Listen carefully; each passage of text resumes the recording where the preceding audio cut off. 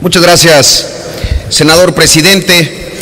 A nombre propio y de mis compañeros Dolores Padierna y Armando Ríos Peter, así como el senador Mario Delgado, presentamos esta iniciativa que tiene que ver con reformas a la Constitución en materia de revocación de mandato.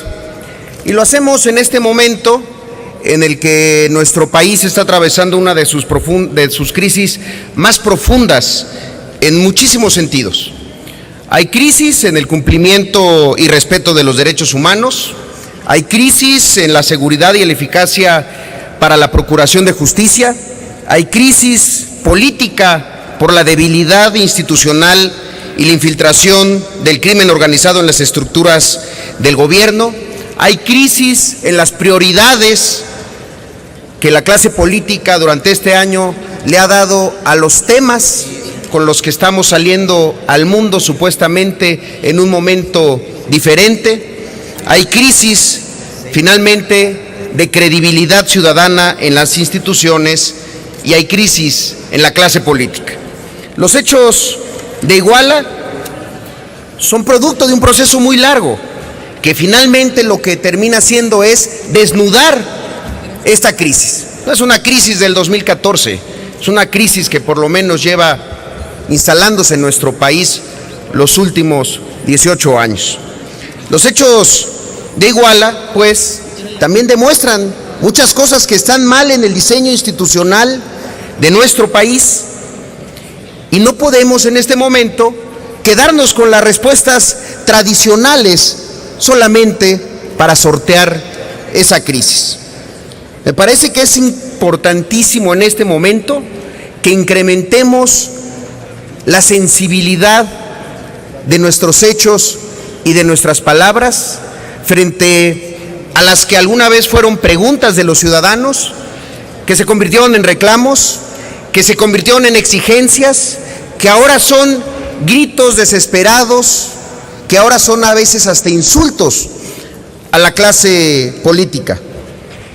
Y son todos explicables y son todos justificables.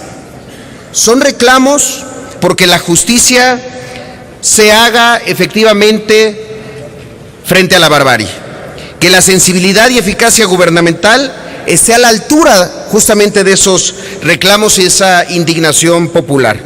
Por eso me parece que es momento de dar muestra clara de la voluntad política para que se acerque esa brecha que está existiendo entre los ciudadanos y las instituciones.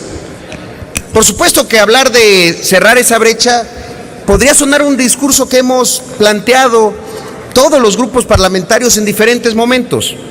El asunto es cómo lograrlo, cómo hacerlo. Y yo creo que no es con condolencias, no es con solidaridad como se logra.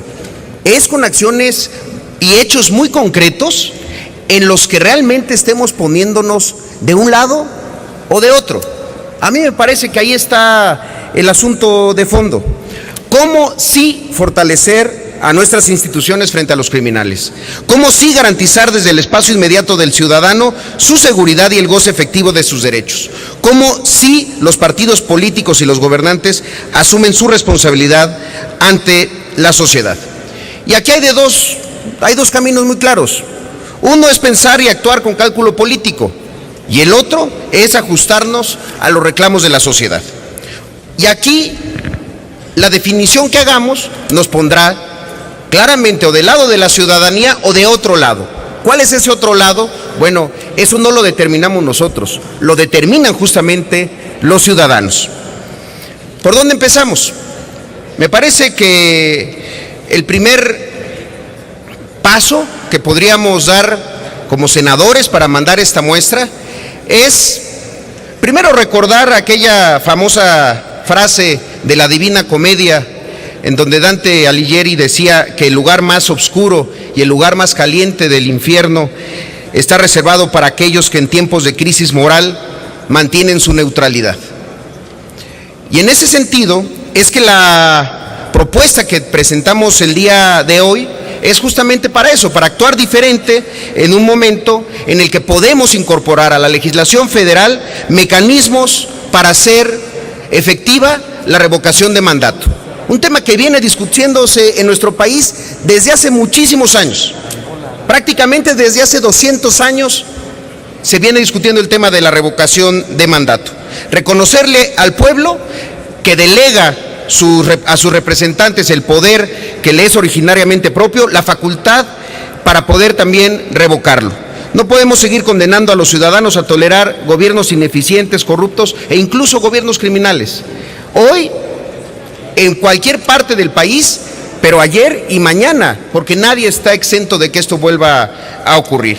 No podemos, por eso, dejar de discutir si este es momento o no de hablar de la revocación de mandato y verla como un instrumento de profunda democracia política para advertirnos a nosotros, a quienes ejercemos un cargo de representación popular, que estaremos permanentemente observados y que la confianza con que contamos y las atribuciones que ejercemos pueden ser reclamadas y suspendidas por los ciudadanos ante cualquier falta, ante cualquier omisión o ante cualquier abuso.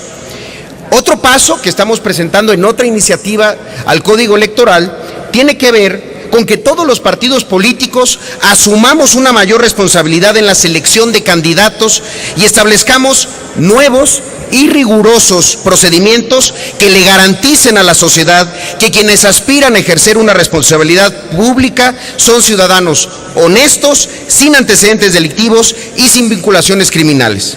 Para eso existen los sistemas de control y confianza que desde esta iniciativa se plantea se extiendan a candidatos de todos los partidos políticos como requisito inexcusable para poder contender. Y no solo eso, sino que también exista una sanción clara a los partidos políticos que postulen a quienes a la postre resulten criminales durante el desempeño de su encargo.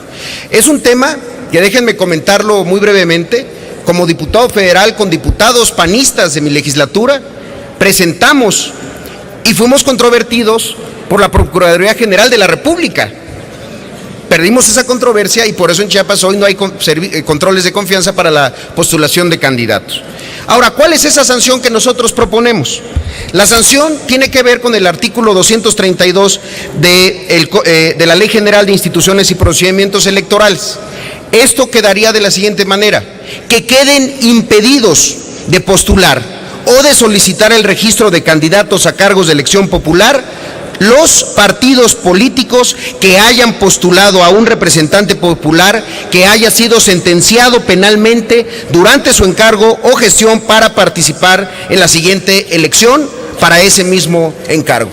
Si no tenemos esa sanción, aunque metamos los controles de confianza, estos se pueden quedar solamente en un buen deseo y en un elemento que no sirva para lo que estamos planteando. Finalmente, compañeras y compañeros, creo que otro elemento que pasa por la discusión de este Senado para acercarnos a la sociedad y ponernos de su lado tiene que ver con escucharla, con entenderla y siendo empáticos con ella. ¿A qué me refiero? Hace unos días presentaron un grupo de destacados intelectuales, de pensadores y de activistas un desplegado que, además de temas que tenían que ver con los asuntos electorales, planteaban la creación de una comisión de la verdad y la justicia para Ayotzinapa.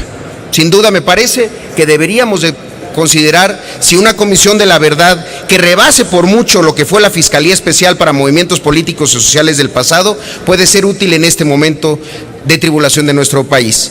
Hoy me parece que es un tema pertinente para integrar a mexicanos con alta autoridad moral y experiencia en materia de derechos humanos, para que se sume también la experiencia internacional de expertos reconocidos por su trayectoria y resultados con casos similares. Darle pues a los ciudadanos las herramientas y las facultades para poder coadyuvar con el gobierno, para que desde una instancia independiente e imparcial contribuyan a encontrar la verdad y con ella reconciliarnos y con ella reconstruir el tejido social en nuestro país y recobrar la confianza en las instituciones democráticas y fortalecer, por supuesto, el Estado de Derecho.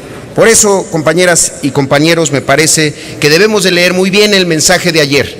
El mensaje de ayer, que en 11 letras plasmadas en el Zócalo de la Ciudad de México, decía algo que hemos escuchado muy poco aquí. 11 letras contundentes. Fue el Estado. Fuimos todos. No hablo, ni me atrevería a hablar yo de un Estado fallido, pero sí de un Estado que le falló a su sociedad.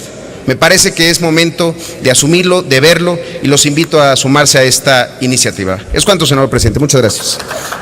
Gracias, senador Zoé Robledo Aburto.